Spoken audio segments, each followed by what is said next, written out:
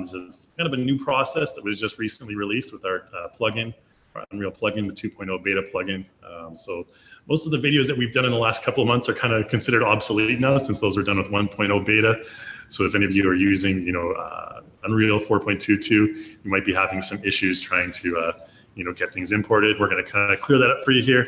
I'm going to show you the process. I'm going to customize a character in Character Creator really quick first, and then we're going to take that character into Unreal. So a little bit about the webinar. We're going to be having a Q&A session at the very end.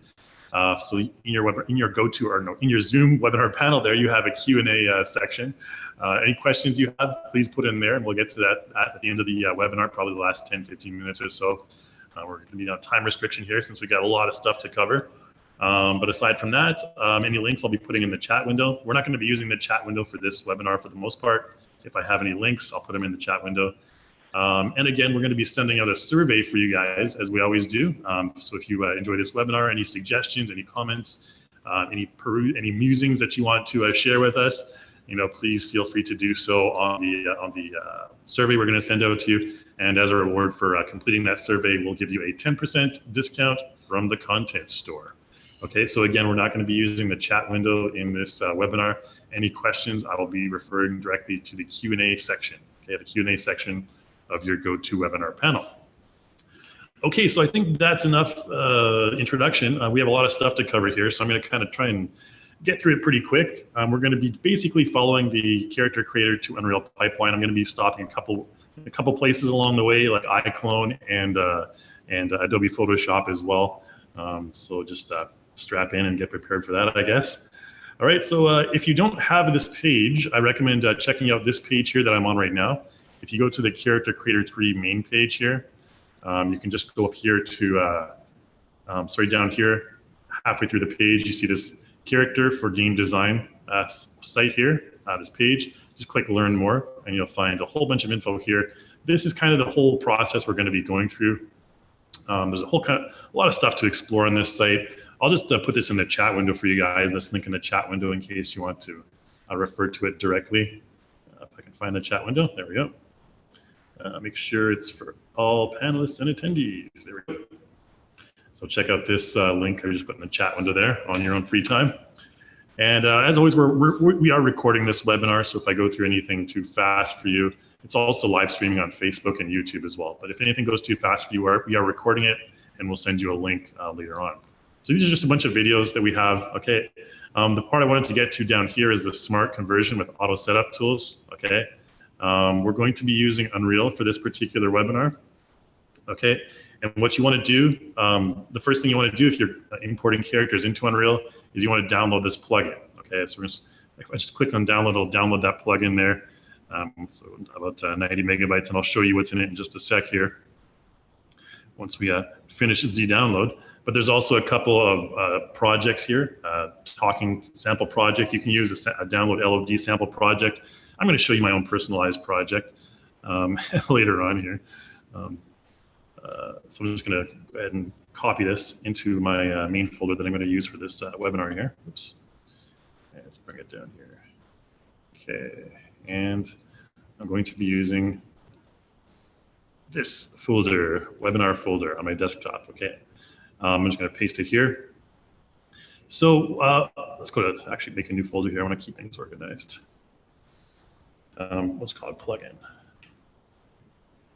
Put it into that folder. Okay, so for this plugin folder, this is what you're going to get when you download the plugin. Just right-click, unzip it however you unzip things normally. I just unzip it with 7-zip. Surprisingly, I actually did pay for, although it's free, like unlimited basically. Anyways, you'll have this folder here. You'll have a folder with plugins. Okay. And depending on which version of Unreal you're using, I'm going to be using 4.22, okay, the latest, most recently released version. If you're using other versions, you can use those ones as well. And then in the content, there are some CC shaders. So the CC shaders, these are new, and these are for the HQ rendering shaders in Unreal. We'll talk about that a little bit later on. So that's really all there is to it. And if you want to know where to put these folders, just double-click the README file. It'll tell you exactly where to put them. Okay, We'll talk about this in a moment, a little bit later on. But first, we're going to go into Character Creator, and we're going to customize our character really quick, okay? So the first thing I'm going to show you is how to customize and optimize your character in Character Creator. So this is just some dude that we used at GEC to kind of demo stuff. You can see he's got a really high detailed, wrinkly face. Kind of looks like that Mike guy from Breaking Bad, if anyone's familiar with that. I kind of find he looks similar. Anyway, so he looks kind of, dull and bored, and I don't know. Looks like he could use a facelift, perhaps. So what we're going to do is we're going to do that exact thing for him. We're going to make him into a young, like James Dean type punk-looking character. Okay, so the first thing I'm going to do to change my character is I'm going to change his skin. Okay, so the skin is very easy to change. If you go over here to the Content tab, under this section here called Skin, okay, you'll find some skins. Now, I'm going to be using RTL skin. This is from Character Creator 3, and I'll actually have to search for this. Let me find a CC3, maybe RTL. I should be able to find it. Yeah, this one here. Okay, we'll click the forum post. It should bring us there anyways. I'm not sure. Oh, goodness. Okay, we have to go to the content store. Content storage should be under 3D assets and under characters. I believe it's still here. If not, I'll have to find it a little bit later, but it should be here, up here. I guess not right now. We can just search elites maybe. Anyways, it's important because these are the characters I'm going to be using, or the skin I'm going to be using. So I want to provide you with a link for that. And I'll have to find it a little bit later. It is a pack. It used to be called Elite. You can probably find it through this pack here. It should be, because it was released around the same time as this pack. Oh gosh, okay. I'll try and find it a little bit later. Sorry guys. But it is a pack that has some highly detailed, very high detailed 4K skin textures. And those are the ones I like to use, especially if you have like close-ups of your character in Unreal. We'll talk about HQ shading a little bit later on. Okay, so what I'm going to do is I'm going to go into that RTL folder here, and there's a number of different skin templates that you can see right here. Okay, these are really high detailed ones. If we go to the high resolution folder, these ones are going to be 4K. Okay, so the other ones are 2048. These ones here are going to be 4K. So I'm going to use a 4K texture on my character, and I'm going to import a 4K version into Unreal Engine a little bit later on. I'm just going to go ahead and use this Gabriel face, okay? Because this is going to be like very nice and smooth and very highly detailed. The regular RTL ones are 2048. And maybe we can find that in the chat window somewhere. Okay, yeah, so it's my assistant has put the Elite Characters pack in the chat window if you guys want to check it out. I'll just click it right here. This is the one that you guys need to check out, okay? And used to be on the main page, but as you can see, very, very highly detailed RTL textures. The eyes as well are different, so keep that in mind. A whole bunch of different stuff that you can check out on your own time there. High resolution PBR textures. Okay, so let's go back into Character Creator, and then you can see that we really smoothed out his skin, all right? Suddenly he's, bam, super young. All right, and I'm not going to spend too much time in Character Creator. I think a lot of us are familiar with the process, familiar with all the customization tools.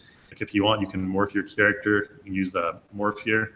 Morph gizmo, you can morph the nose, for example. Change the nose a little bit.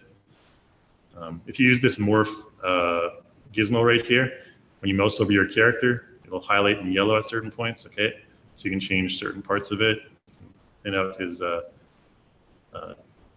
thicken up his jaw there, thin out his cheeks, just like this, give him like a stronger kind of look. You can bring up his nose a little bit. Just all these features that you can use. You can also, of course, go into the morphs over here. Okay, and you can search for stuff like under head. We can search for, let's see, nose. Let's see what comes up with nose. So nose. There's lots of stuff. Okay, lots of different nose morph sliders that you can modify. If you've purchased the Dawn and Dusk pack from Hivewire, there's tons of stuff in there. Very, very detailed morphs. You can see most of them are just, you can change nose depth, for example, okay? And you can use those sliders just like this, really according to your own preference. I'm not gonna fool around too much with it, okay? It's a fairly simple and straightforward tool. I just did click on the lips there. Okay, and yeah, pretty straightforward. Under mouth, there's a whole bunch of mouth things as well.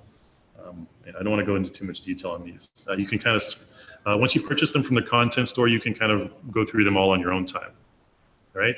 It's pretty straightforward stuff. Now for the skin, for the Character Creator 3 characters, we don't yet have the ability to support substance for these particular characters. So if you want to modify any of the materials on them, notice that if we go to our appearance tab right here, we don't have the option to load the appearance editor. Okay, so this is only for CC1 and CC2 characters. CC3, we're still working on that, so we're currently using just these high resolution characters. No substance support as of yet, okay? Just so you're aware of that. So if you want to modify these, you have to go into your material tab. You can use the picker tool and just pick like your skin on your head, for example. You can see there's a whole bunch of different skin textures. This is the one for the head. If I want to add anything, like modify it in any way, I can just go to my base color map. And here I'm just going to load it in Photoshop, okay? So I'm going to just go ahead and click the launch button, make sure it's selected up here, and click launch, okay? And that's going to launch it into Photoshop. And once in Photoshop, all I'm going to do is I'm going to import in a really quick scar that I'm going to find somewhere else here. Let's actually just press, let's open up a new window here. And I have it saved on the desktop here. So this is just a PNG of a scar, okay, right here. This is just a PNG image of a scar. I'm just going to close this down. Okay, so you can see here's his facial map, very highly detailed if we scroll in really quick. Okay, all I'm going to do is I'm just going to click and drag that scar onto our character's cheek and give him a cheek scar, okay, just like this. All right, so it's a transparent PNG, so again, just put it wherever you want. You can, of course, resize it if you want, and so on and so forth. Very simple stuff. Just press enter, and there you go, you got that scar. Let's go ahead and just save that, okay? And just save it as a JPEG, okay? And just overwrite the one that you currently have, okay? Replace it, okay? And then it should refresh in Character Creator 3 with the scar. There you go, okay? So we just added a scar into our character. We can do the same thing with the bump map if we want, load because there actually is a bump map on there as well, so the normal map right here.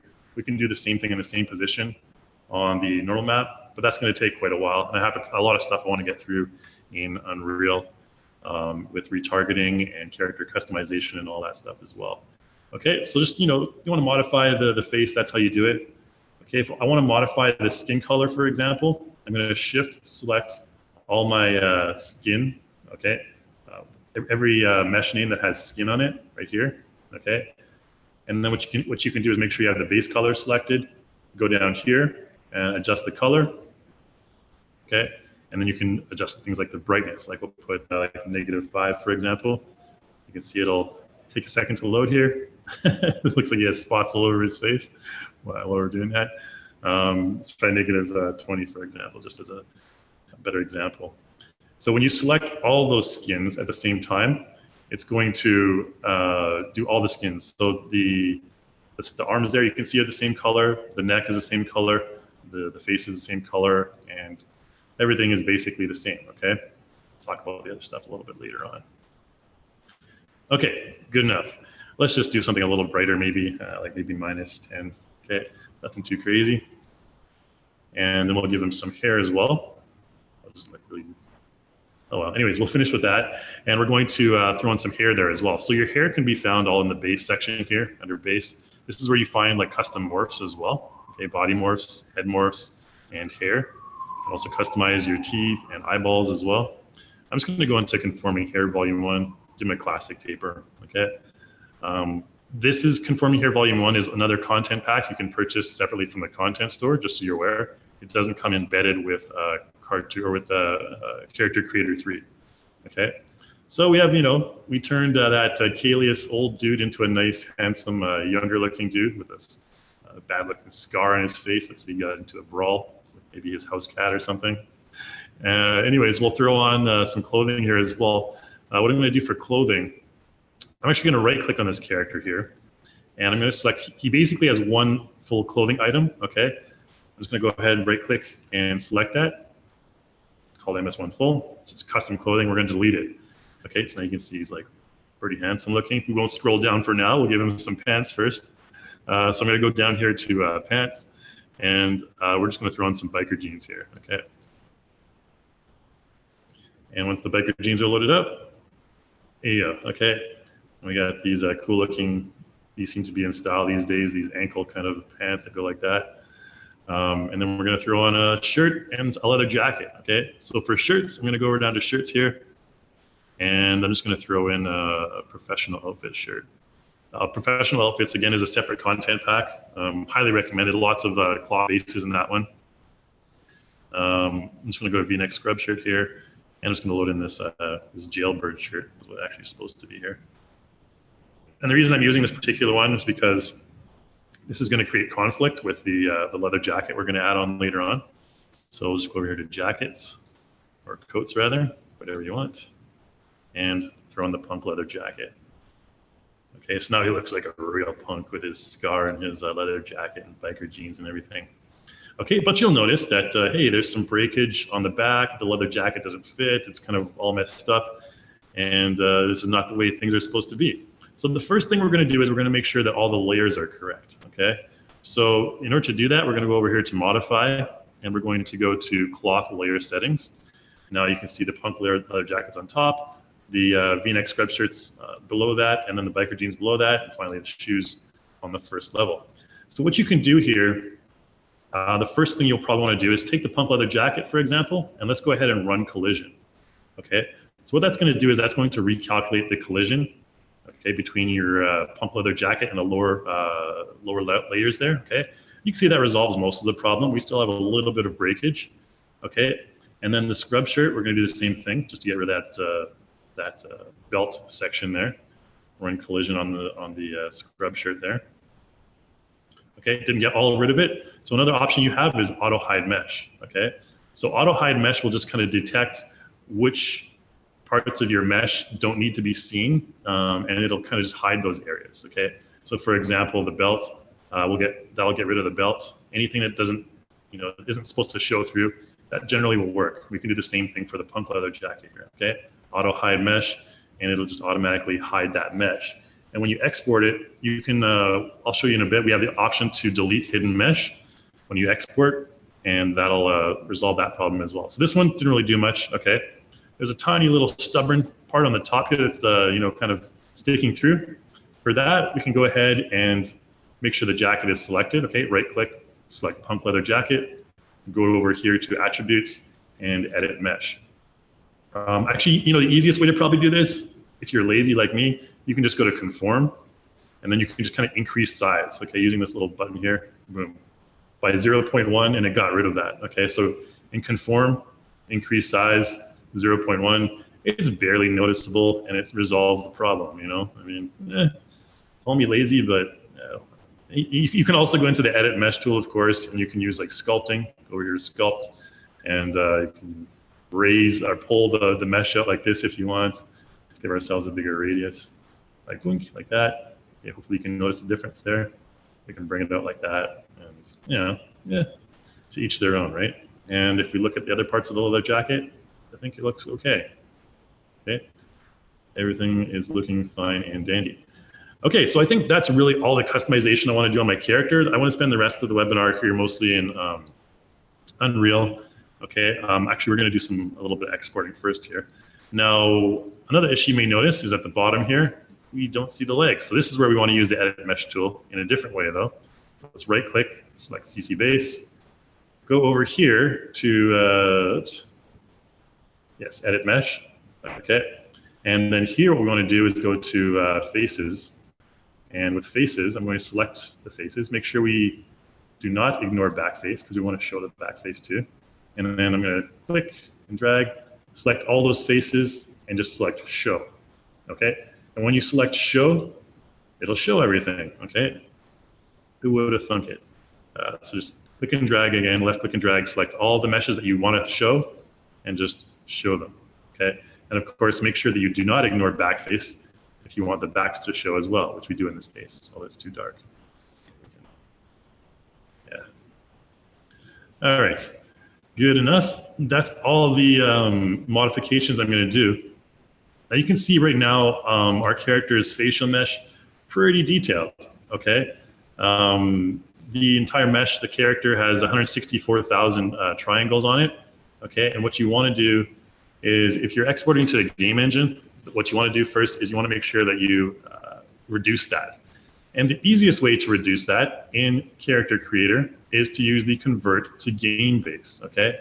So what this does is this actually reduces our character's triangles by quite a lot, significantly, okay? Now this takes a little bit. I guess what I can do is I can do this and I can go and show you how to install the plugin while it's waiting. Let's close Photoshop for now, since we don't need this. Okay, so what you do is just select your character.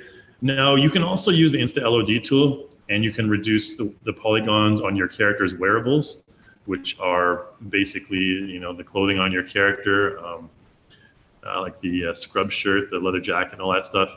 That will, you know, have a fairly apparent result on the reduction of poly counts.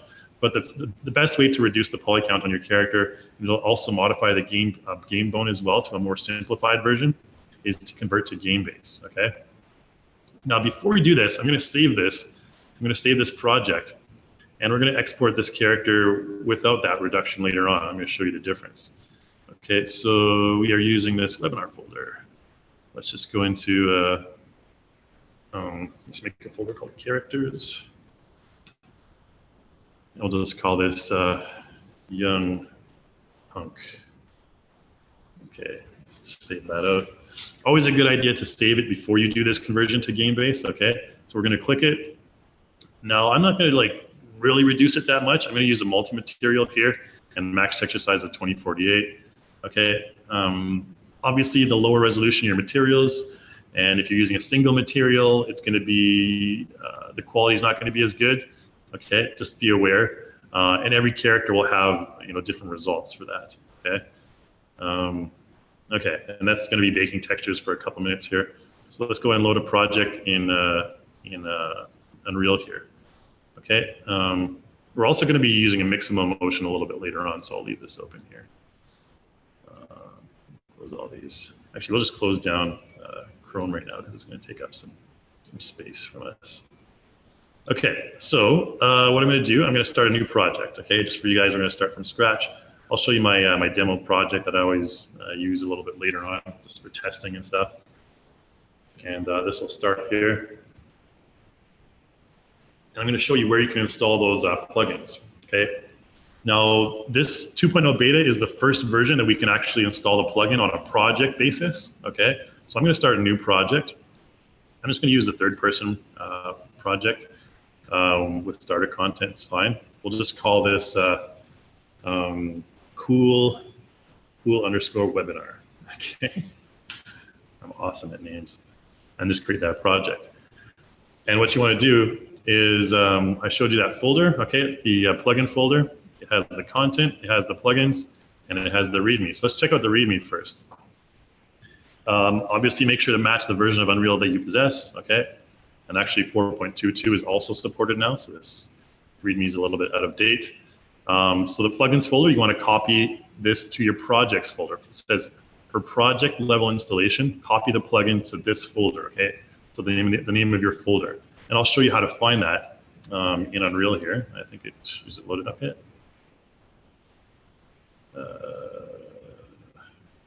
Nope, I guess it's still loading. Oh, there it is, okay. So this is your standard third-person setup, okay? I'm gonna right-click on anything, really, and just go to Show and Explore. Okay, and you'll have this cool webinar. This is your Unreal Engine projects, and our project is called Cool Webinar. Okay, so if we go to the Unreal project name, we want to create a folder called plugins, because currently there's no folder called plugins.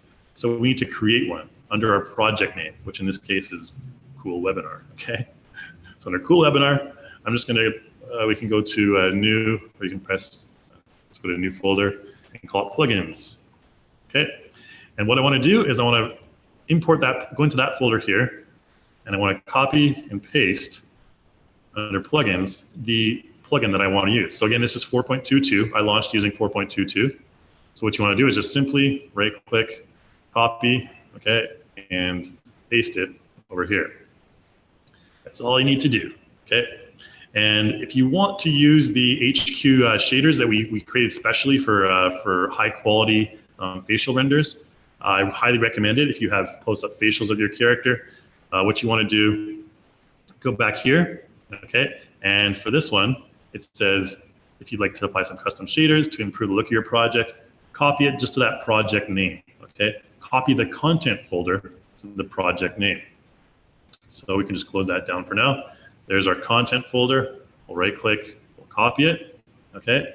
And then we'll go to the webinar, and then we can actually go into here and take CC shaders as well. Right-click, copy that, and go into this content folder here, and just Control V and paste that. Okay, so then we have CC shaders in here. Now, if we'll just close down these Explorer windows for now. Now, you can see nothing will show up well, CC shaders will show up at first, okay, because that's just a folder copy. But our plugin, we need to go up here to Edit and Plugins, and to the very bottom, because we imported it into our project, it won't show up right now. So what we need to do is we'll close this down. We need to restart our Unreal project, okay? So let's just close it down, okay? And it should pop up with, there's our base finally converting. So where is our cool webinar? There it is, okay? So just basically restart the project, and then the plugin should show up, okay? So you just have to kind of restart it, and it shows up. And okay, so now our character went from like 167, down to like 67,000 poly, okay? So, looks almost the same if we go into wireframe unshaded mode. Okay, the face polygons are drastically reduced. Okay, we'll go back to normal. And this is the one you want to export, okay? If, for ideal use in a game engine, if you're not doing facial close-ups, like the character doesn't have to look nice, just use this. Okay, and I'll show you the difference a little bit later on. Okay, so from there, let's just go ahead and export. Okay, so File and Export. We're going to export to FBX for import into our Unreal. Now this is the new, the tutorials I did a couple months ago. That was with a 1.0 beta plugin. Excuse me, with a 2.0 beta plugin. All we have to do is choose the target tool preset. Okay, Unreal. We don't have to worry about anything else. We don't have to include a motion. We do want to delete the hidden mesh. Okay, always. But you can go up here to your settings. For every target tool preset, there are specific settings now. Okay, so go up to settings right here, and you can see now we've actually embedded an A pose for Unreal. Okay, you don't have to search for that A pose and export it along with your other motions. Just use the Unreal setting, and it'll automatically populate this entire settings list for you. Okay, so this is brand new. We don't have any tutorials on this yet. Just to kind of inform you guys on this webinar, you'll be the first ones to discover it, I guess. Okay. Anyways, unless you follow the forums. Okay. So then we can export Insta LOD. Okay. Insta LOD. I'm going to keep the original avatar. We always want to keep the original. You also want to change the LOD mesh. Okay. We'll just do 2, for example. Export 2. I'm not going to actually export them because that will take a little bit longer. I've already exported them actually. And you can choose, whatever texture size you want, 512. You can customize it. Well, for the level 1, I'd recommend using 1024 at least. Level 2, you can use 512 or whatnot. Okay, and boom, there you go. Just export it. I'm not going to do it right now because I've already done it. And you can find that in this folder that I did, so we don't have to wait around for like 5 minutes for my LOD export to finish. It's right here. So what you'll get is you'll get this kind of structure right here. You'll get LOD 0, okay, whatever his name is. I just called him dude. Whatever his name is with a 0 at the end, okay, that's your original avatar. You get the one here, LOD 1, and the LOD 2. And you can see the drastic file size difference between all of these files here. Okay, so what you want to do is have an LOD 1 and LOD 2 in your project. Okay, so now it's super easy to import this character in. We don't have to do any specific folder. Let's just right-click and create a new folder for dude. Okay, and then we'll just throw that into the dude folder. Now, all we need to do, we don't need to import any of the folder, any of the texture folders or anything, any of the LODs. We just take the one single FBX file. And before I do that, I wanted to mention that when we restarted the project, now you'll see this CC setup at top. You don't need to do anything about that, okay? We go to Edit and Plugins, and at the bottom, you'll see under Project, you'll see the Reallusion, and then you'll see the 2.0 beta version character creator setup has been enabled, okay? It's automatically enabled, and this is just so much easier than before, okay? So we'll close that down. So again, all you need to do, just click and drag that single LOD, okay? And now here you have the option, because I copied that shader folder, we have the option for LW shader or HQ shader. I'll show you the difference later on. For now, we're just gonna choose standard shader, okay, and go to next. All right, and these settings are very important. Skeleton mesh, import mesh, okay. We're gonna create our own skeleton for this. We don't have any animations. If we do, we can just select import animations and import animated time. Okay, there's no particular animations in this case. You want to, for animations, make sure you use the default sample rate if you have animations, okay? Very important. Everything else looks okay. Yep, we should be good to go. Okay, so then just go ahead and select import. And while we're importing, let's go into Mixamo. Yeah, let's go to Mixamo. I'm trying to do some stuff while the other stuff is loading, so let's go to Mixamo and download a motion. Mixamo. Okay, so again, with an Adobe account, you have free access to all these Mixamo motions. Let's try this Samba dancing one. Okay. Shabadaboo. All right, let's go ahead and download it. Doesn't matter with skin or without skin. We'll just choose without skin here. FBX, okay, 30 frames a second. Go ahead and download it. All right, if you're not familiar with how to download stuff from Mixamo, we have a tutorial on that, or you can also ask me in the Q&A section. So I'm just going to find this Samba dancing in the folder here. Control X to take that out, put it onto my desktop in our webinar folder here. We'll just create a folder for motions.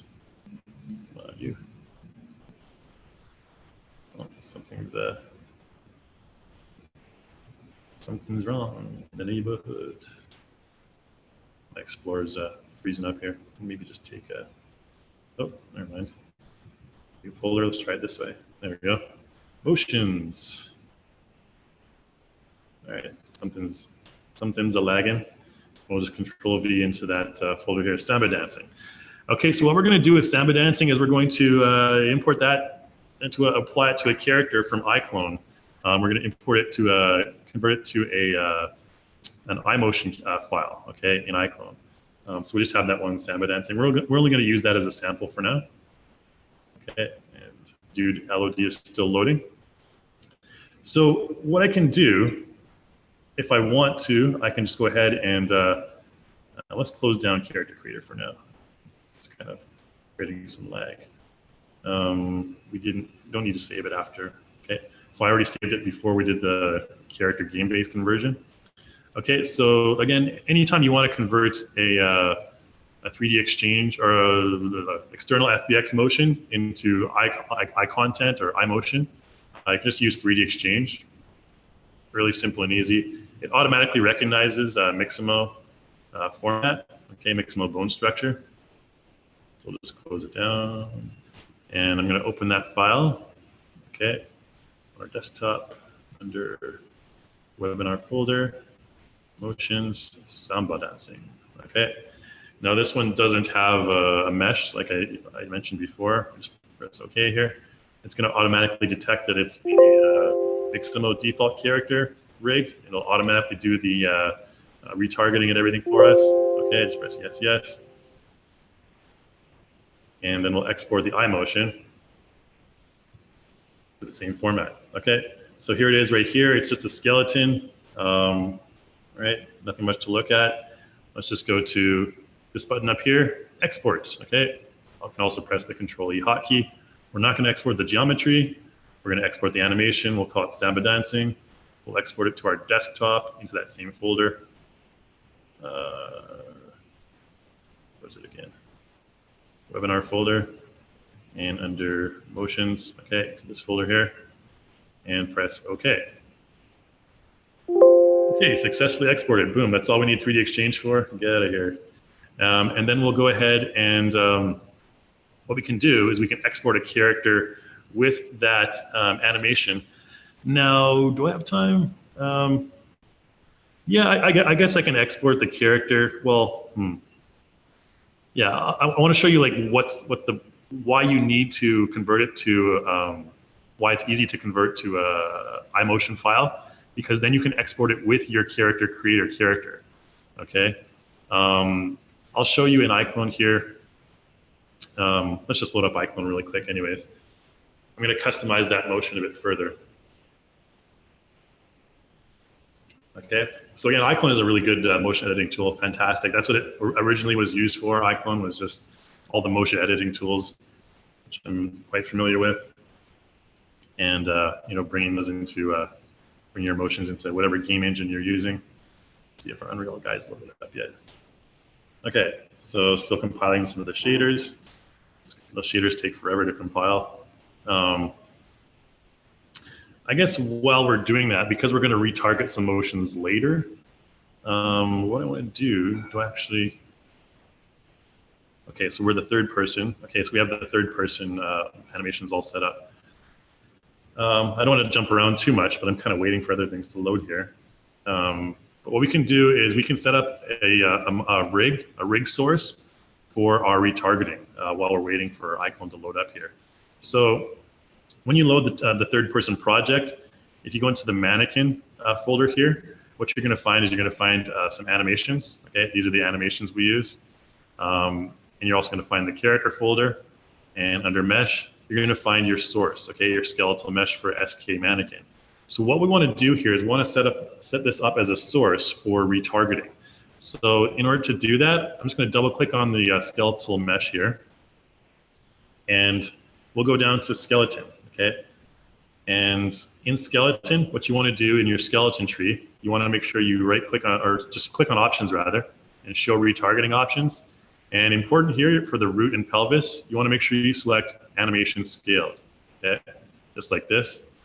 And then for the retargeting manager, what you want to do is you want to add a new skeleton, okay? And it's going to show up your skeleton, just click it. And then down here for rig, you're going to select a rig, and you need to select humanoid rig, okay? And that's basically it, okay? This is the essential steps for setting up your rig as a target, so you can retarget its animations to other rigs, okay? So let's go ahead and save that and close it down, okay? We no longer need this. We can go to our other character, where did we put him? Under dude, right? Under dude.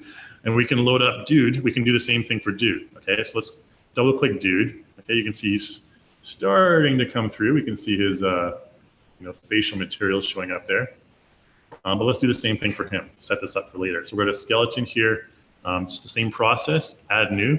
It'll show up dude LOD0. Okay, and make sure you have humanoid selected for your rig. And skeleton tree again. Go to options. Show retargeting options. Make sure root and pelvis are animation scaled, and go ahead and save that. And then close it down.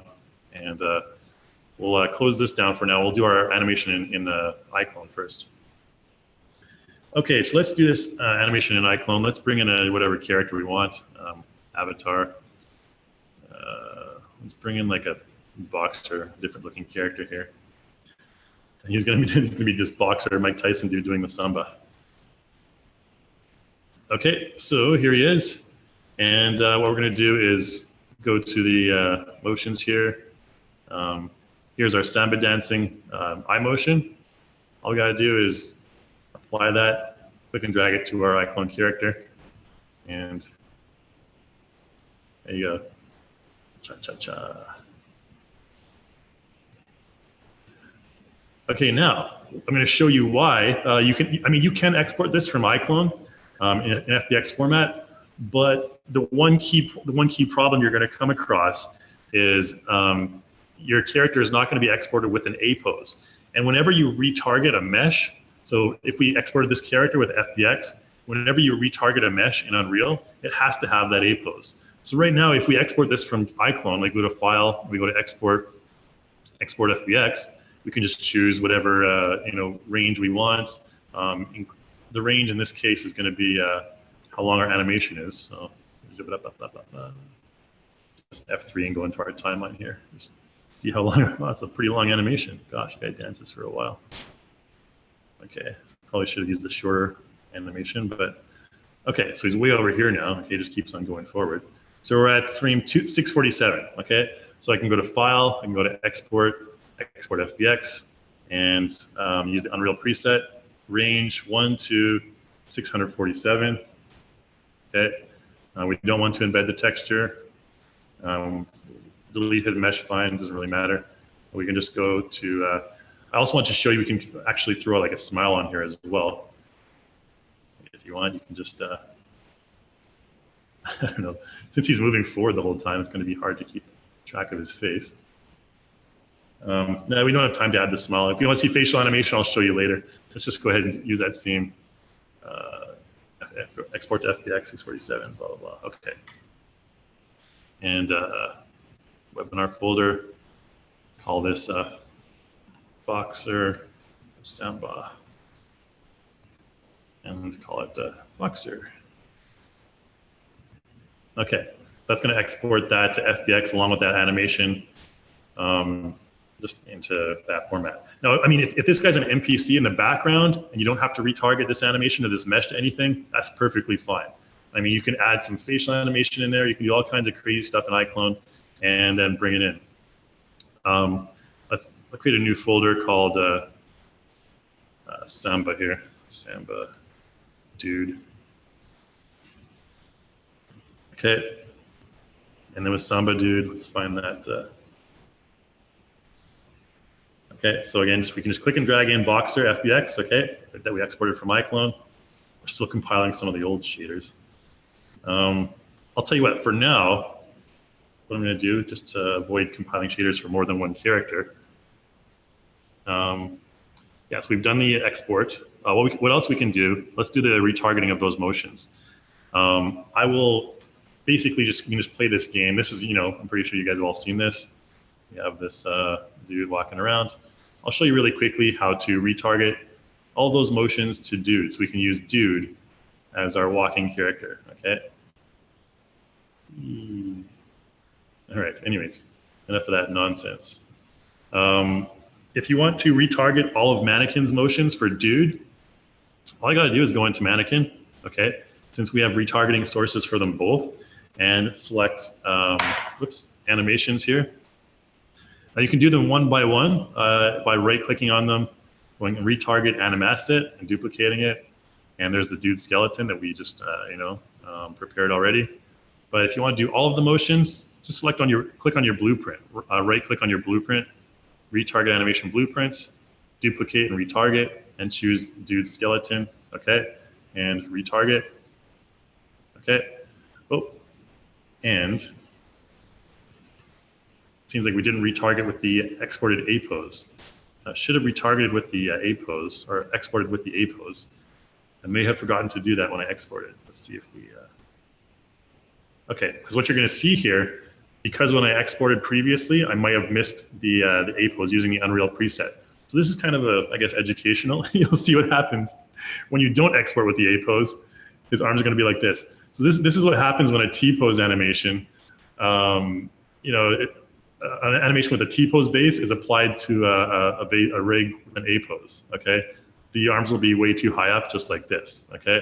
So obviously not something we want.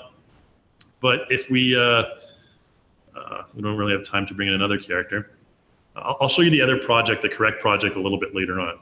But for now, I'll just show you what it will look like when we take our third-person character right here. We can edit third-person, the prefab right here. And let's go into viewport. So currently we have, this dude, okay? What I want to do is go to our mesh, okay, select our mesh. Now we can choose a different mesh. We can just go to mannequin, we can choose dude, okay? And we want to use animation blueprint. We want to use the same animation blueprint, so third person, third person BP. Should be this one. Oh, no, the second one. Third person and BP. There you go. So just pretend he's like a gorilla, okay? So this is what happens when you don't use the export with the A pose, like this, the setting that I showed you earlier, and you're supposed to. But okay, and we save, compile, save, whatever, and close that down. And then if we play, we'll have this guy running around like he's a. Oh, that runs hilarious. Okay, anyways, I'll show you in the other project what it's supposed to look like.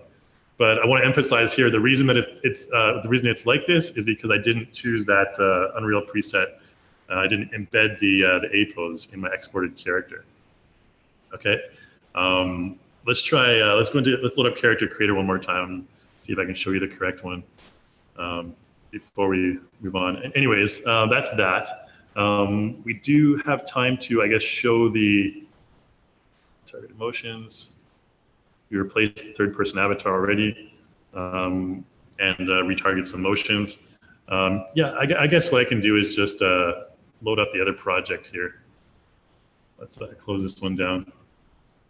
We don't need to save all this stuff. Or why not? Let's just save it. It's not going to take too long. And then I'll load up the other project. And I want to show you the difference between the export when you load the HQ shader or when you load the normal shader, okay? Because it's pretty significant difference on the skin quality. And again, if you have a project where the skin quality is essential, like you're doing close-up facial animation, very important. Of course, naturally, you're going to have to sacrifice some resources when you're, when you have a higher texture character, a high resolution character like 4K. But that's fine if you it all depends on balancing the resources in your project, right? Okay, so here we go. This little sample one I did before. I'm just gonna, so let's just load up that same project. Like this young Kalius, is it? Yeah. A very similar project anyways. I think I saved it out. All right, anyways, this should load up our default project here.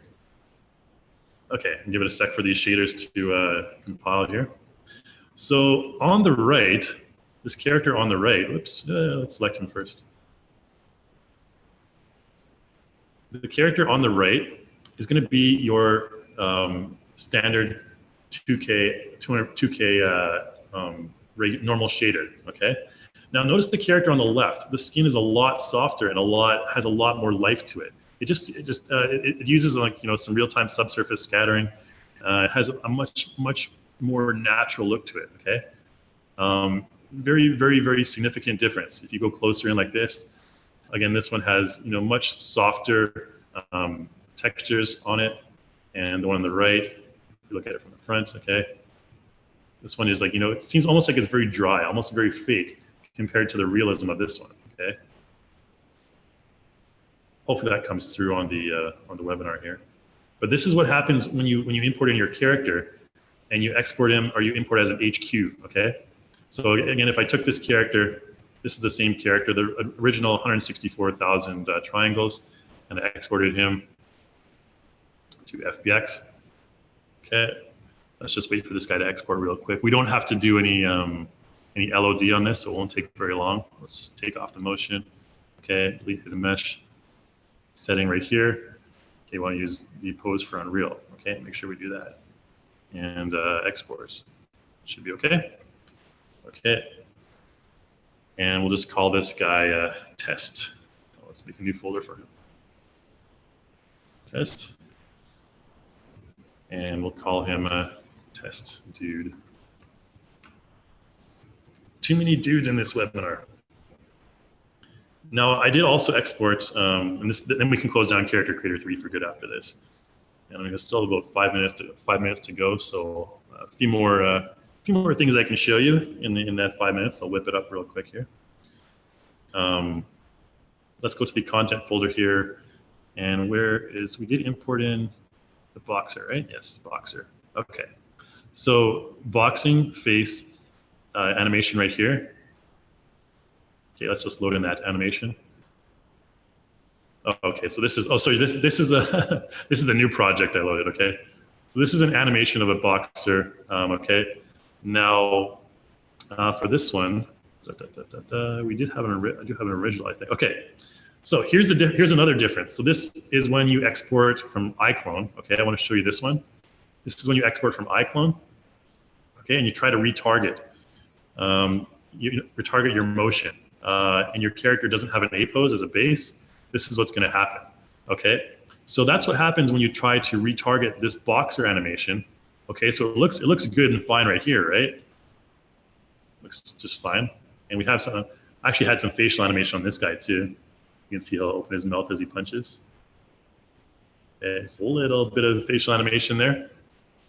But since we don't have an A base pose for this, what happens is if we try to set this up as a retargeting source, by double clicking on it and going up to skeleton, again, same process, retarget manager. Okay, we already have it there. It's called boxing face. So if we tried to, take another character, for example, let's try mannequin. Or no, let's try,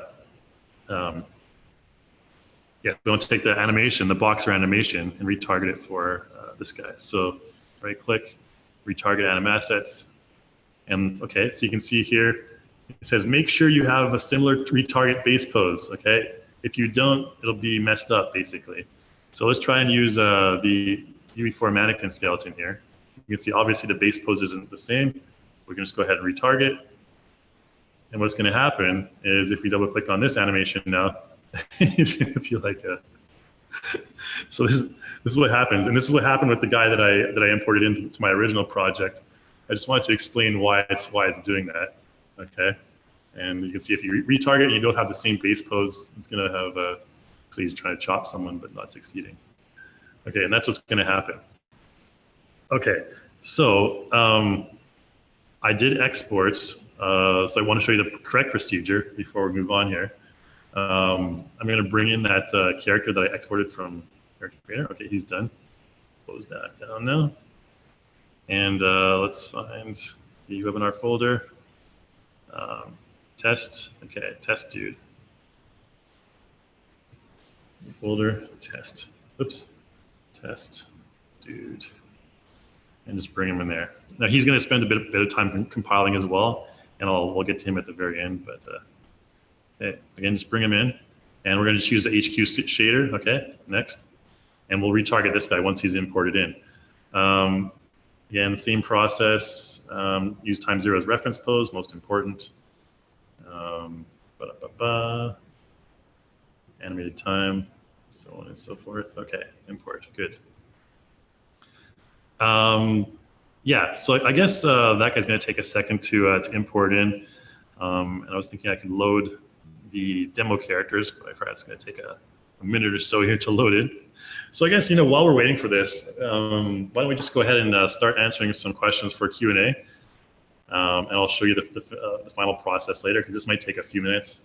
And I don't want to sit here and make you guys wait while this is loading in. So yeah, let's go to the Q&A. We'll get started a bit early, and we'll hopefully finish up not too late. All right, so let's go ahead and do that while we're waiting for this to load in. Okay, quick question from Peter Podesser. Is it possible to pan, not move the camera from the viewport instead of orbit? The only way I have found you can do this is viewing the camera object from another viewport and rotating it. It'd be quicker to be able to do that from the camera's viewpoint. Yeah, so just basically, panning the camera around but not moving the physical transform position of the camera. Let me think. Gosh, that's a that's a tricky one. I'm not sure if you, because I just use the tip. I just click on props and use those as references. Normally, my camera is orbiting around different things. I don't really pan the camera. And there's zoom, there's pan, there's orbit. Yeah, I mean, The easiest way to do that, Peter, would just be to use the mini viewport. I guess I'm not sure if you know the mini viewport in iClone. I can kind of show you that real quick.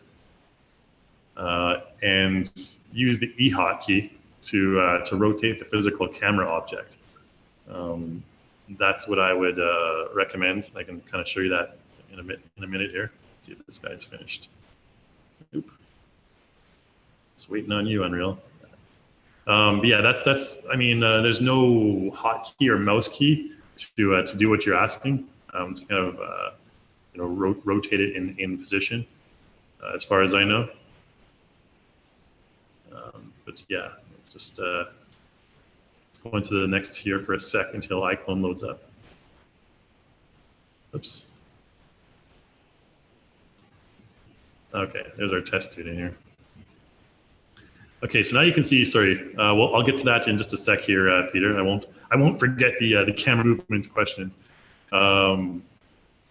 Test dude. Okay, so now he's in an A pose. All right, so we can right-click test dude. We can go to whoops. No, we double-click test dude. Go into his skeleton. Okay, and we add a new source. Test dude, humanoid. Make sure the skeleton tree options, retargeting options. Make these two are. Sure these two are scaled, and save it. And then what we can do is let's go to our third person actor, edit him, and viewport, mesh, choose the test dude, wherever he is, there he is. Okay, and use anim blueprint, oops. Third person MVP. And you should pop into that in just a sec. I'm not sure why that's not working. What did I miss here?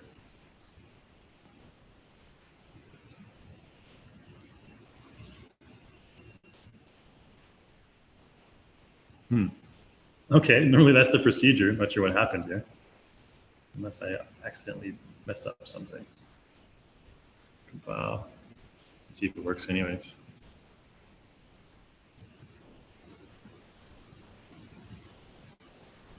Oh yeah, yeah, right. We have to we have to go to the retarget all those motions for this test dude.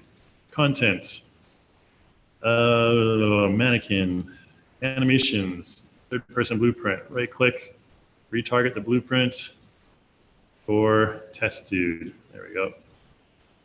Sorry if I did that too fast for you guys, but I've done it about 5 times in the last little while here. I'll just click and drag all that stuff into the test dude folder there. Here. All right, then let's figure out what we can do to fix that. Select our mesh, and blueprint, third. Gosh, it's one of those. Third. There we go. Okay. So there is a test dude, still compiling the shaders. And we can have him run around our project. Okay, so there you go. Yeehaw. If he gets real close to us, we can see the beautiful shading on his face. Not that close. There you go. All right. The high quality shading on his face, very detailed. Not the best lighting. Anyways. Okay, Peter, about your question about the camera. Let's go back to that. Create a camera here. And let's, I can't, that's stupid GoToWebinar. The panel's getting in my way there. Okay, preview camera. Let's switch out. So what you want to do, F8, I believe, is the mini viewport. Yeah, the F8 hotkey is the mini viewport. You can click and drag it out if you want, and make it as large or as small as you want. Let's give ourselves a project first, actually.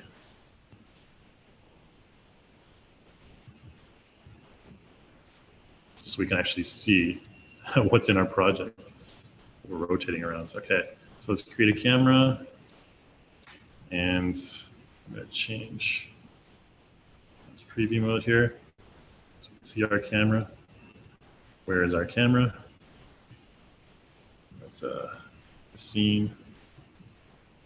This one, F. Oh, there it is. Okay, weird. Okay, so what I would do is, if you want to do that, so here's the mini viewport, right? In the mini viewport, we have our preview camera. Let's change that to like the camera, this one that we're using. And then we can press the E hotkey to rotate our camera like this. Oops, camera 0. And then we can use the E hotkey to rotate our camera just like this, okay? So use the mini viewport kind of as a helper, but there's really no hotkey that I know of that allows you to do that. Okay, hopefully that's as clear as mud. Let's go to the next Q&A question here. So Kevin asks about the appearance editor. How come the appearance editor doesn't work anymore? They're still working on that with the higher resolution characters. It's a complicated process, getting the substance materials integrated with those higher resolution characters. And it takes up a lot of resources as well, which a lot of our users don't have at this time. So we're still working on it, and it's still a work in progress. And he also asks, how do I import a character that I've created in another software into CC3 and create a morph from it? If you want to create the morph, you can export a morph for sure from Character Creator 3, but your character that you import into CC3 has to either have the same source rig as our CC3 rig, okay? So ideally what you want to do is you want to export out the default CC3 standard rig into whatever program you're using, and then modify the mesh using ZBrush or whatever. There's that GoZ plugin for CC3 as well, and that makes it, if you're using character or ZBrush or ZBrush, whatever you want to call it, it makes it easier to do that as well. Yeah, there's a lot of modifications you need to do depending on your base character, and the best answer I have is just to make it as compatible as possible with our CC3 base rig there. The game character rig I showed you earlier that we exported, try and make it as compatible with that as possible. By that I mean use our rig and export it to your desired modeling software, and then import the same one back in. Okay, so I'll go into the next question here for now. Frank asks, is the process for Unity the same?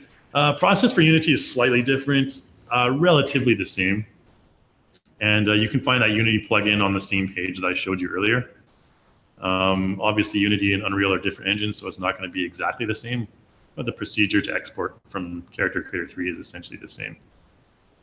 And also, Frank asks, are the skins PBR shaders? Yeah, the RTL ones I showed you definitely use PBR, physically based rendering, and they're super high quality. The other ones, not really. PBR shader, I think it really depends on the quality that you export with. Oh, one more thing I wanted to show you guys that I didn't show you earlier before we move on to any more questions here is the LOD. So what you're going to face, I'm still in my project, right? Yes. Oh, no, in the other project. What you're going to face when you import your character in, which one is it? So this one here, I imported as young Kalias, okay? So he has 3 levels of detail. Okay, so I'm actually going to go into my screen here. Where is it? Actually, let's just load him up in his in the persona here. Okay, so right now we are on LOD auto. Okay, so when I import the character in with that plugin, it automatically imports the LODs as well. This is another just a slight thing that you need to tweak as well with the LODs. So right now, if we zoom out, it's at LOD 0 and then LOD 1. It switches to LOD 1. Now, when we switch from LOD 1 to LOD 2, which is right here, you'll notice that the skin gets a lot brighter, okay? And this is something that's a temporary bug, okay? We're gonna fix this in the near future, but you'll see the skin gets white and dark. I'm not sure if you can see it. Let's zoom in and see our character. We can change from LOD auto to LOD 2. Okay, he's gonna look like that. LOD 1 and LOD 2. Okay, so the skin's obviously brighter in LOD 2. So to fix that, we can just come to LOD LOD2 right here, which is element 20. You can see LOD2 at the end. And what you want to do here is there's currently an emissive color set, okay, to this texture map right here. So you don't want to do that, really. So all you got to do is just basically delete that emissive color. Okay, delete that map. Go ahead and save, apply it, whatever. And once it's finished saving, then I'll show you that the emissive will no longer be an issue. Okay, so now if we switch from LOD1, LOD2, same skin tone, okay? Just make sure that you're aware of that. Currently when you import in the LOD, because it's all in one texture, okay, it's all in one material, that's going to, just a kind of a bug that currently is in place right now. Pius asks, will there be 4K textures in CC3? Yep, no, I mean, the one I just showed you is already 4K texture, the RTL. We're going to only be improving on that. So we're just going to have more and more and more 4K textures. All right. So Viacon asks, are there also websites for pre-made facial motions? Not for free that I know of. I don't spend. I mean, basically, if I want a facial motion, I'll just use my my Motion Live with Faceware. I know it's a little expensive for some people's budgets, but since I get it for free, I guess I just go ahead and use that for any facial motions I want. For any of you not familiar with that, Faceware is the facial motion capture, and I can show you real quick, maybe a little bit later on if we have some time. But yeah, not that I know of, Subviacon. Yeah, so to further that, what happens with facial motions on export? Are there blend shapes or morphs? Well, blend shapes and morphs are essentially the same thing, just different morph targets. Morph targets are blend shapes. I think in my knowledge, they're used interchangeably. Yeah, so those are exported, with the character, so you don't have to worry too much about that. So Pius asks, what if I don't use 3D Exchange if I only use CC3 standalone?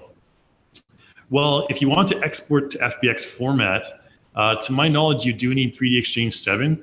So 3D Exchange 7 will basically give you the authorization to export any eye contents, like eye avatar or eye motions, into FBX format. To my knowledge, without 3D Exchange 7 pipeline, you won't be able to do that. I'm like 90% sure about that. That's the way it has been before. I'm pretty sure that's the way it is still. Okay, I haven't really tried because I've just always had 3D Exchange 7 pipelines. So, but I believe that you do need it to export to FBX format as well. Okay, let's go on to the next one. From Mixamo, import of motions, you had to use iClone in the past. According to your webinar, that is no longer necessary. This is for Peter, by the way. If you're importing the Mixamo motions, the reason I went through 3D Exchange was just to kind of get it conformed to our iMotion rig, so I could import that. I could export that iMotion along with Character Creator 3, and I kind of didn't get to that point. I guess the whole reason I exported it into iMotion format is I'll just load up CC3 and I'll show you. Is you can export it along with your character from CC3. You just put that motion in the animation section in the bottom left there. Hopefully get to that in just a sec here. Okay, Jesse asks here, can you just select a skeleton in UE4 during import if you're using the default UE4 skeleton? Yeah, I mean, if you're importing an animation, it's a good question, Jesse. If you're importing just an animation by itself, generally what you can do from most, I think for sure from our game-based character, you can just, when you're importing into to UE4, you can just select the UE4 mannequin skeleton upon import. You don't have to create your own skeleton, okay? And sometimes, but that really depends, because sometimes I've had success with that. Sometimes the animation will be a little bit off. So my recommendation for that pipeline is to just go through the CC3 and export with the APOs. Because if you do that, you know for sure everything's going to be one-to-one legitimate. If you try to import an animation by itself and use the rig, the UE4 standard rig, it might be a little off. Okay, then obviously it depends on the source rig for your animation as well. But because we've made iClone so compatible with Unreal Engine, it's essentially the same. And I've noticed minor discrepancies in most cases. Okay, so you can do that, Jesse, but I can't go through the import procedure right now. It's going to take too long. Jesse also asked, does 3D Exchange also detect the Unreal rig, like the Mixamo rig? Yes, it does. 3D Exchange will also detect all the standard rigs. And if it doesn't, I mean, it's like 1 or 2 clicks just to retarget certain things like the tongue or whatever. And it really depends on the FBX version as well, like 2012, 2014, whatever. We don't have the resources to update for everything, so there may be some discrepancies there as well.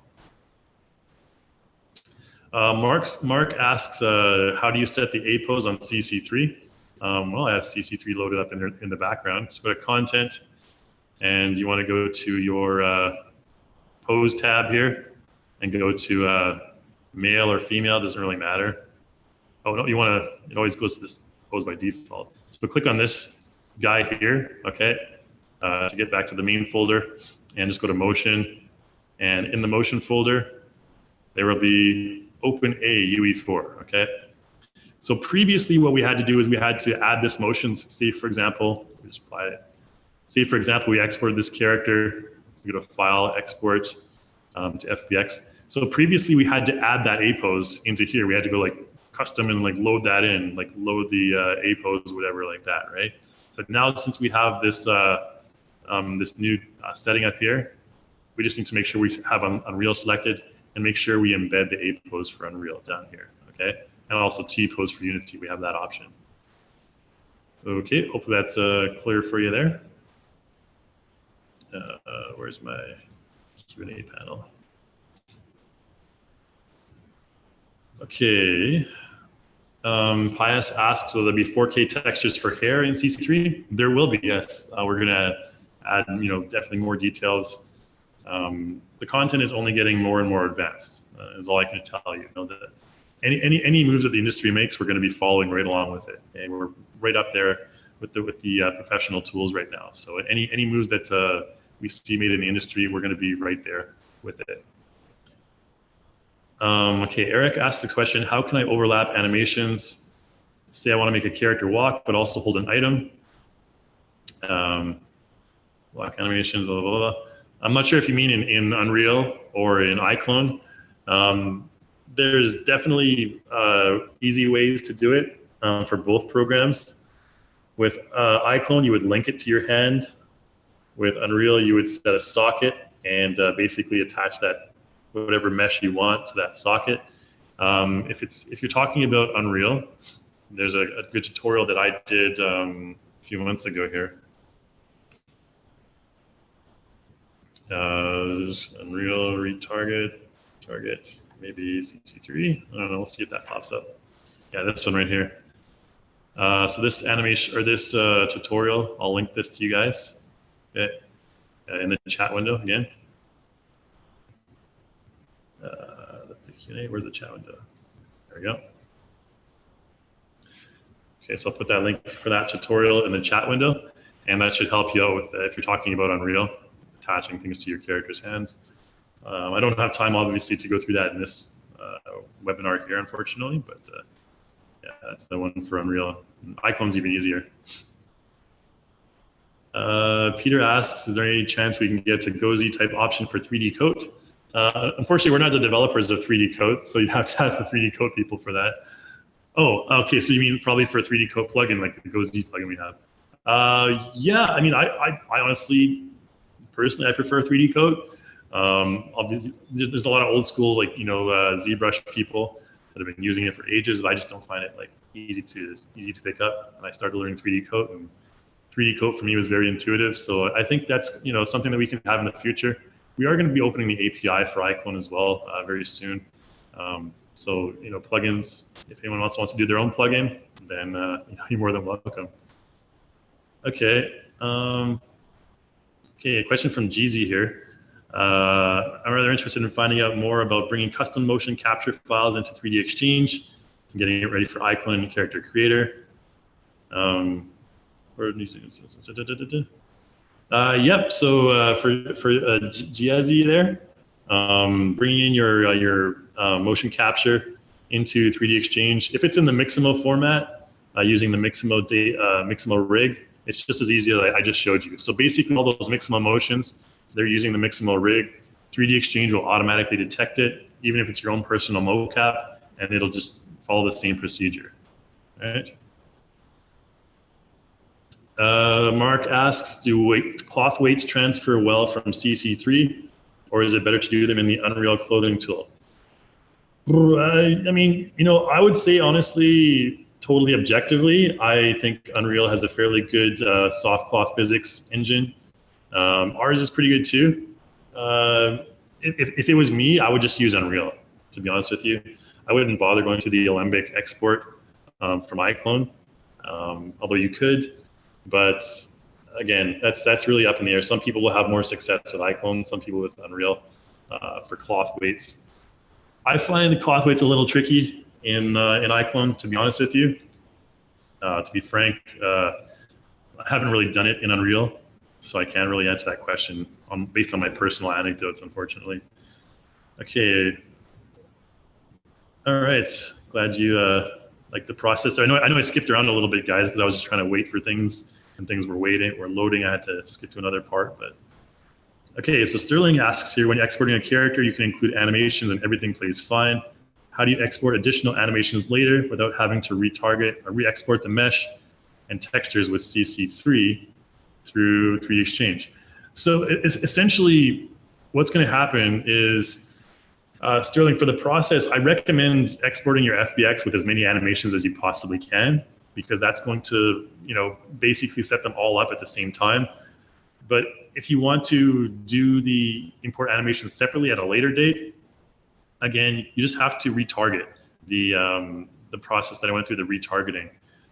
In terms of facial morphs, the retargeting, because Sterling asked about facial morph retargeting, your character you're gonna have to make sure your character has the identical amount of facial morphs. Okay, different characters will have different facial rigs. For example, the UE4 mannequin has 0 facial morphs because he doesn't have a face, right? So facial animation is obviously not going to be, the facial morphs are not going to retarget to him accurately. But if you want to retarget facial morphs, you do have to make sure they have identical facial bone structures or the number of facial morphs. Okay. Okay. Cool. Donald asks, is there best practice for changing clothes in a game? That's a whole new bucket of worms, can of worms. That's the expression. A whole other can of worms that I can't open right now, unfortunately, Donald. I don't even know the best practice for changing clothes in a game, to be honest. I don't do that very often. I haven't done it for probably a year at least, so I'm a little bit out of practice on that one, unfortunately. Okay, guys, we got about 10 minutes left here, 5-10 minutes. Douglas asks here, is there a rough estimate you could provide for poly count and material count we should be aiming at for an average level or scene? I mean, ideally, because we have the LOD tool, you don't have to worry too much about that. And it really depends. It's really arbitrary based on the resources of your target audience. Are their computers going to be like high level, like gaming PCs? If so, then yeah, go wild. Use like high quality rigs for all of your high quality materials, 4K materials, and whatever for everything. Another thing that you need to consider is how many models are going to be in your scene in view at once, right? So how much processing does the graphics card have to do to process whatever the gamer is seeing at that time? There's so many things to consider. I say go for 60K range for still good quality. I mean, you look at our characters. Where are we here? Oh, there they are. You look at these characters here. There's not like from this distance, for example, there's not a whole lot of difference from this distance. Yet they're 3 separate characters. This is the HQ shader. This is the game character base, and this one here is the regular base. This one I did not even reduce the poly count. But for him and this guy here, I mean, they look fairly similar. You can notice the skin is a bit smoother on this guy, okay? But this one is, you know, from this distance, not a whole lot of difference, okay? Okay, so yeah, I mean, sort of give you kind of a mixed answer there, but it really depends on your project, Douglas. So Penelope asks if I have imported characters from Poser and look lovely, but I've imported certain outfits and they hover above the character. Oh, so you're talking about Michael Ford and Victoria Ford characters from Poser, importing the outfits into CC3. Yeah, that's a tricky one. I mean, we do have the transformer tool. Penelope, I'm not sure if you're using the transformer tool or not. If you're trying to do it like manually or automatically using transformer. Transformer normally has a fairly good result, but again, and it really depends on the developer as well. Some cloth is not going to be, the skinning is not going to be super great when it comes to switching characters and stuff. I can't really give you a solid answer on that, but maybe you can just contact me afterwards and I can help you out with your specific situation. Peter asks, is the CC3 skeleton rig the same as UE4 rig naming convention? No, not exactly, but very similar. The game-based character, when I converted to a game-based character and imported into UE4, that's a very similar rig because there's no twist bones and all that nonsense, and not nonsense, but you know that you don't really need in the game engine for the most part, depending on, of course, depending on the scenario. But the game export, the game character export is very similar to UE4. But the naming structure, of course, we have the plugin to convert that for you. Okay.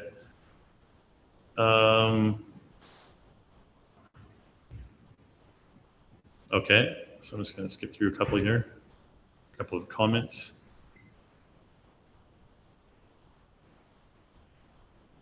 Okay, so Peter has a wishful feature about manual keyframe structure in iClone using green keys that are always keyframed.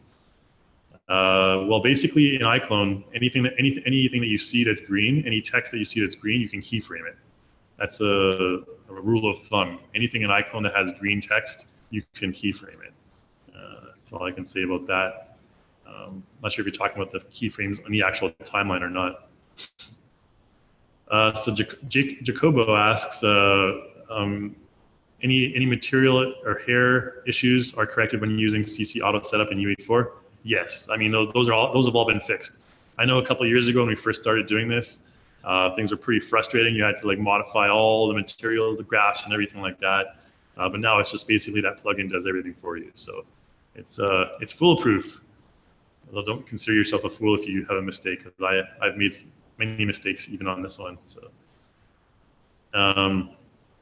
okay, so Jeezy, due to time restraints here, I can't really show the process for mocap transfer, but possibly in the future we can have a webinar where we import motion capture into Unreal via iClone. We do have the live link for Unreal as well, in case you guys are not aware. We can do motion capture from iClone directly into the Unreal Engine, okay, using live link, and that's something on our website as well. Okay, I got a few more questions, a few more minutes. Pius asks again, what about skin painting in UE4? Since when I export my CC3 character for Unreal and retarget it, and use some heavy movement animations, the skin looks weird and not realistic. Skin painting in UE4, I think, Pius, what happened because the previous beta, 1.0 beta of the Unreal import, sometimes the character's skin would be very shiny and looks like almost like greasy, like it's like latex over top of it or something, and you had to manually adjust that in the roughness map in the Unreal material graph there. But yeah, this new plugin should have fixed most of that stuff. Okay, so Jesse is asking about the Kinect supported with iClone 7. As far as I know, there's no longer any updates for the Kinect in terms of motion capture support in iClone. So I think they stopped developing fixes for that about half a year ago or something like that. I'd have to double confirm that, but for now, I'm pretty sure like that's the way it is. Unfortunately, the Connect, we're focusing more on more detailed motion capture devices, and motion stuff like the like perception neuron is getting so cheap as well these days. I just save up a bit, and in terms of the Connect, just the capabilities aren't going to be near as good. So apologies for that, but some things need to get left behind. We've left behind a few products in the past as well. Okay, so Frank asks about having a tutorial about cutting and rendering a scene in Unreal. Yeah, we could probably do that in the future. That'd be kind of fun. This one I just wanted to show you the updated pipeline basically, and the difference between the shaders, because that's all new. We don't have tutorials on that yet. Okay, so. Okay, so Penelope, this is a question about the APOs. Yeah, I'd have to have more detail on specific situation and the specific meshes to be able to give you a solid answer on that.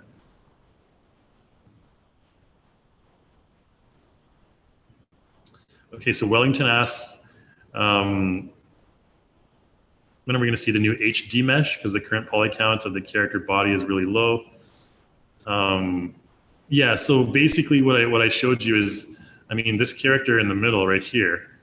I mean, if you look at these three guys right here, I gotta say the guy in the middle, even from this distance, looks more realistic, right? In terms of his skin tone and the look at this guy has like a greasy spot on his head there. It looks like a doll almost. And this guy's very natural looking with a high texture, high resolution texture. And this guy, similar texture, but it just looks a lot flatter. It doesn't have that HQ shading. So just be aware of that. Those are the differences. I'm gonna have to get out here in a couple of minutes, guys.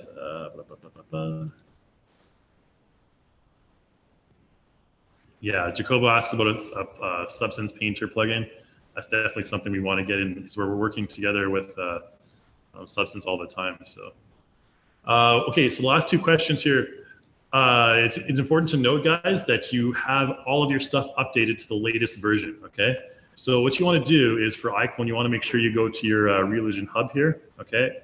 And you want to make sure that there's nothing to be updated. You want to make sure your CC3 is at 3.04, okay, 3.04. And you want to make sure that your Unreal is at, you can use 4.20 or 4.22. It doesn't really matter, but just make sure it's updated to the latest. Okay, so I think that's about it, guys. I'm going to just sign off for now because I'm in a co-working space here and we're running low on time. I'm reaching the limit of my time here. So again, I wanted to remind you guys, you can watch the recording at any time. I want to thank you all so much for attending, and hopefully you learned a lot that'll make your pipeline a lot easier going from character creator and iClone into Unreal.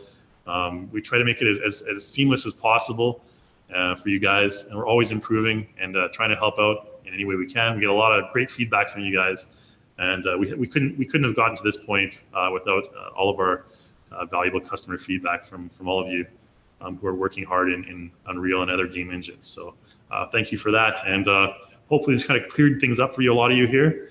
And any questions, just email us here. My email is kai@reallusion.com. And I can answer any questions that you throw my way. Again, fill out the survey, get the discount for the content store. Make sure you get all that.